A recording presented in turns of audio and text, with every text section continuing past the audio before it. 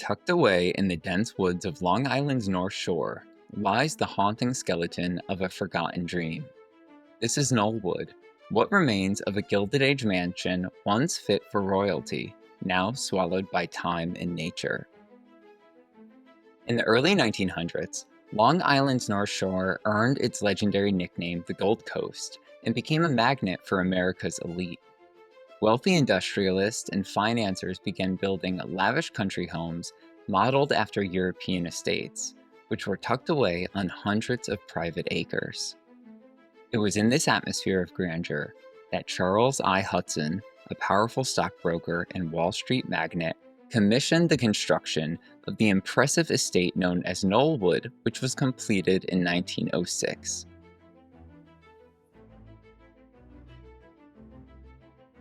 Every home, every building, every forgotten corner of land has a story. Some lost to time, some whispered through generations, and others waiting to be uncovered. Hi, I'm Billy from BMH Preservation, and if you're a fan of history and exploration, then you're in the right place. Please subscribe and turn on post notifications to join us as we dive deep into the hidden histories of the world's most fascinating properties. From grand estates with scandalous past, to humble homes that once bore witness to extraordinary events. Join us as we go on site and see these homes in person. The estate once stretched across 270 acres of rolling hills, formal gardens, and dense woodlands. The mansion itself stood deep within the grounds, reached by a winding driveway that meandered through manicured lawns and carefully landscaped terrain.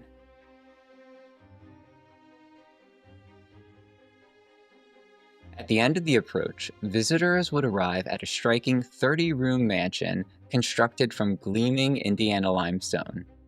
Designed by the prominent architectural firm Hudson, the residence showcased an elegant fusion of Italian and Spanish influences.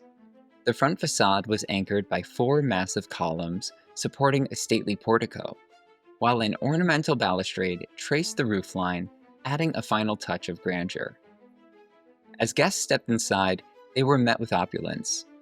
The entrance hall featured luxurious marble floors, a soaring vaulted ceiling, and a sweeping curved staircase that served as the architectural centerpiece of the entire home.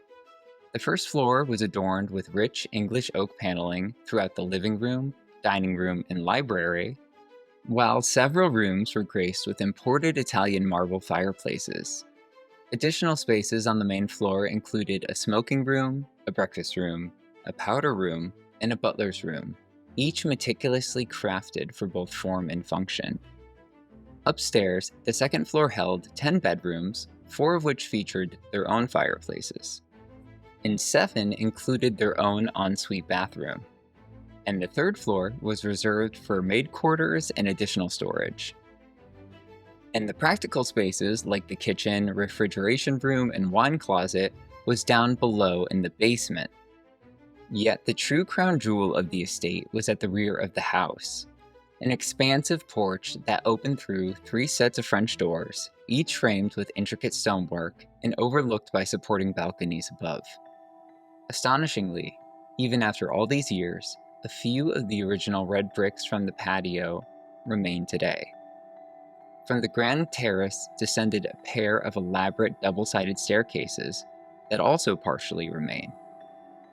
Though time and vandalism have not been kind to them, their broken remnants still echo the estate's former glory.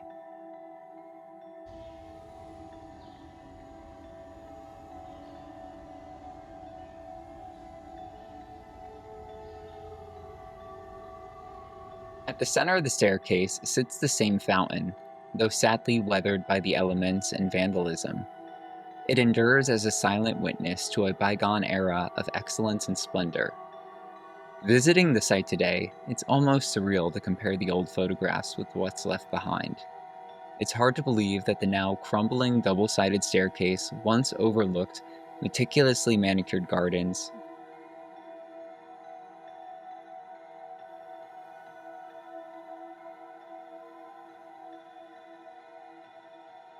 flanked by symmetrical belvederes on either side. Oh, this is so cool.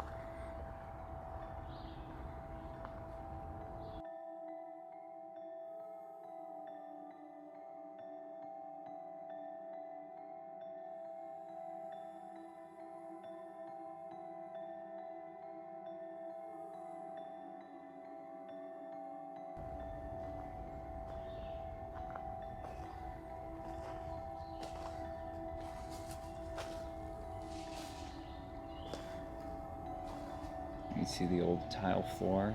It's amazing that this is still here after all the years of just neglect. We're now standing still in the center of the remaining belvedere in the back of the garden.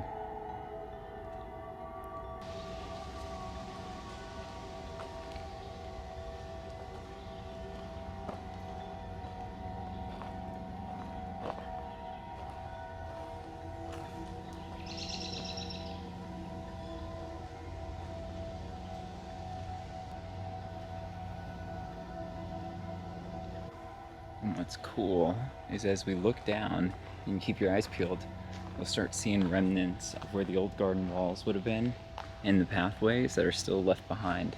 You could see that rectangle area that's highlighted. The belvedere we were just in is right over there. The one on the left side looks like it's no longer there, but we'll check it out. Oh, maybe it is. Actually, I see it peeking through the ruins. But there's a staircase that we just went up right in the middle. That's right here. How cool is that? The other belvedere is there.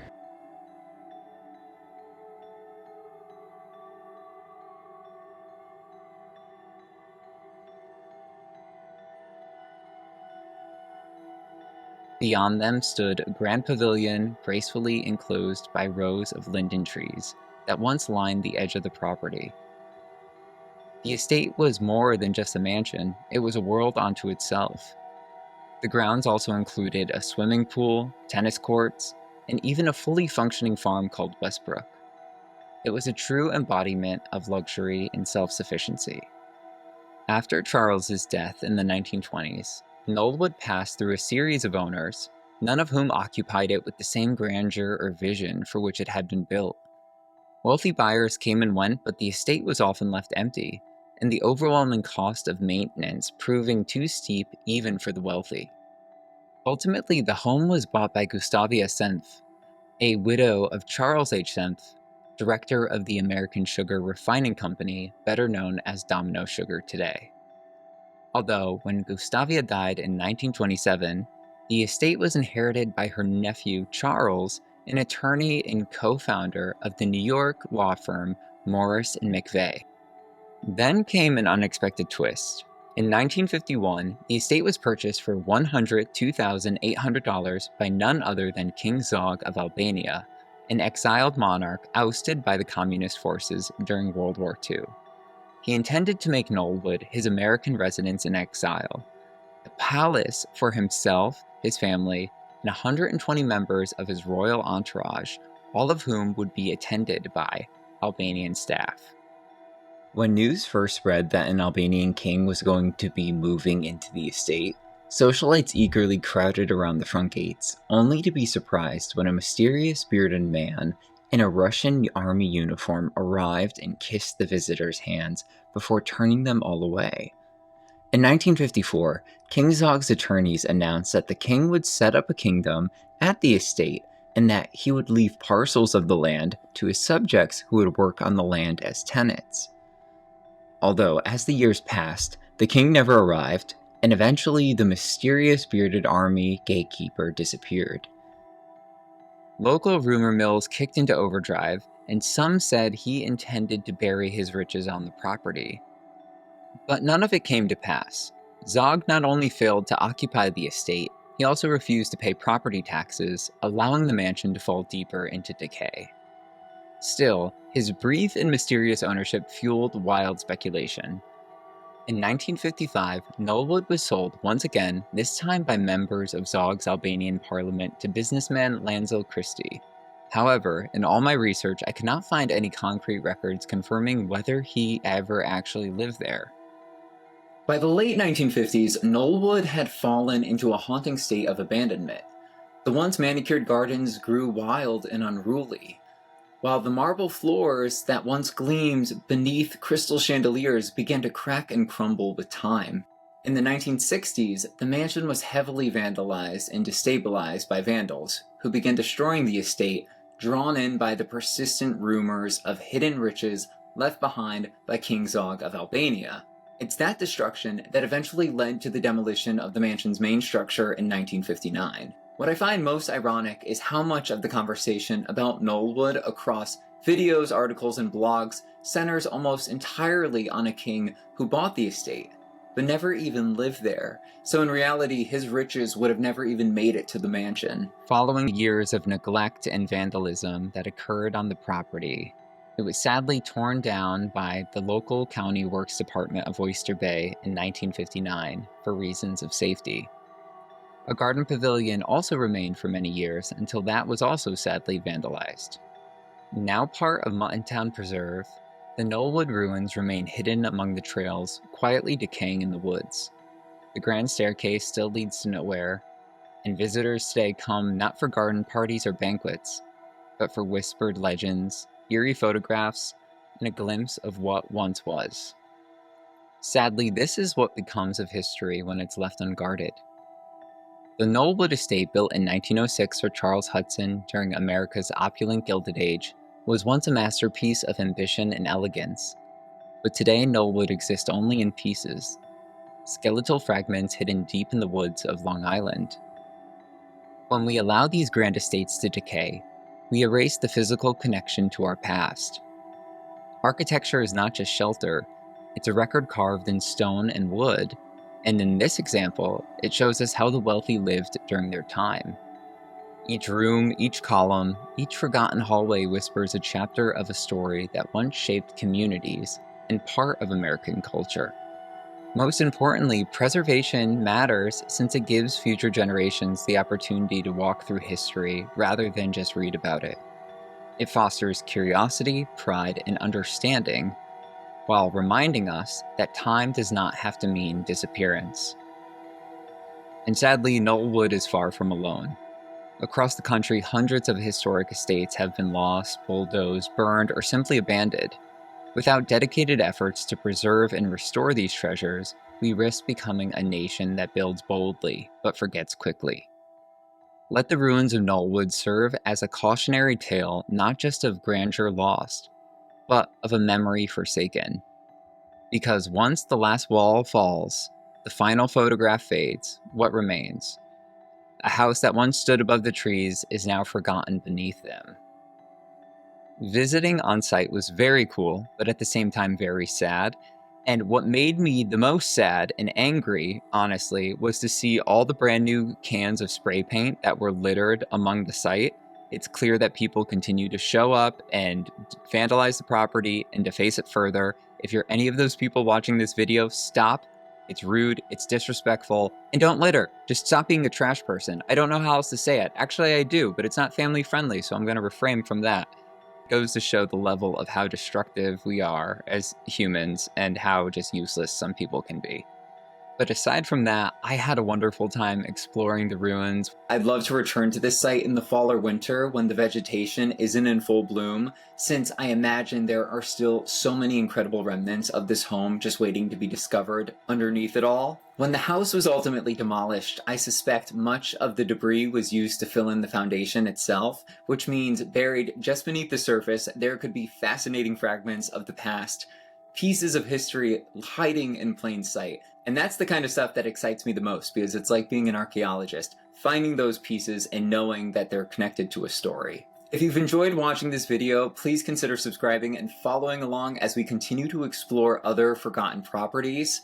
Also, every single like, comment, and share truly does mean the world to me. These videos do take a lot of time to create, so seeing your responses and knowing that you are just as captivated by these properties as I am makes it feel all worth it. I'd also love to hear from you and ask, did you know about this estate before you watched this video? Personally, I hadn't, and once we went on site, visiting was incredibly powerful. When you compare the old photographs, seeing that the house once stood just behind the grand formal garden staircase, it's eerie. It's like stepping back in time, but sadly you see what that mansion has become now. And every single time I see a home in a state like this, I always wonder, how would the original owner feel if they could see what remains today? And if they ever thought their grand mansion could even look like this? I have to say, exploring ruins and abandoned historic properties is something that I personally enjoy even more than traditional house tours. So if that's your thing too, you can expect more of these videos in the future as well. In the meantime, I hope you are all safe, happy, and I will see you soon for our next adventure. But don't worry, we'll still be going on site for our standard house tours to discuss those stories as well. Until the next time, bye, and thanks again for watching. Also, if you'd like a little bit of a 101, if you want to go to these ruins yourself, I wanted to share a few tips that I learned while going. Number one, for the address, go to the equestrian center. I'll put the address on the screen. You can park in the parking lot there. And when you look towards the back of the parking lot, there's going to be a trail on the left. Take that, and when you follow it, you'll eventually come across a paved driveway that has a lot of growth over it. That's the original road that ultimately led to the house. If you go left there, it will lead to the front gate, which I showed video footage of. And if you go right, that will lead you down to another trail eventually that's on the left side. You follow that up, you just keep going, you'll come across a very cool tree. I'll insert the tree here for reference. It's absolutely beautiful. I feel bad that people keep carving their names into it. It reminded me of Grandmother Willow from Pocahontas just because it's so large, you could tell it's been there for years. But follow the pathway that goes right around the bend from the tree. You'll come right to the formal gardens. And also, FYI, there is poison sumac, poison ivy, poison everything, everywhere. And I can't help but wonder if that's Mother Nature's way of trying to implement some karma on people who are going on site and defacing the property and vandalizing things, since if you're not trained and you don't have an eye of, okay, what to avoid touching, you will leave there completely covered. And also, there's biting flies too. So if you do go, layer up, obviously, with ticks and everything else. So I found out the hard way. All of a sudden we were walking and I got a bite on my neck. Ow, I just got bit by something. Ugh, something bit me. Evil. But anyways, thank you very much for listening, and until the next adventure, we will see you soon.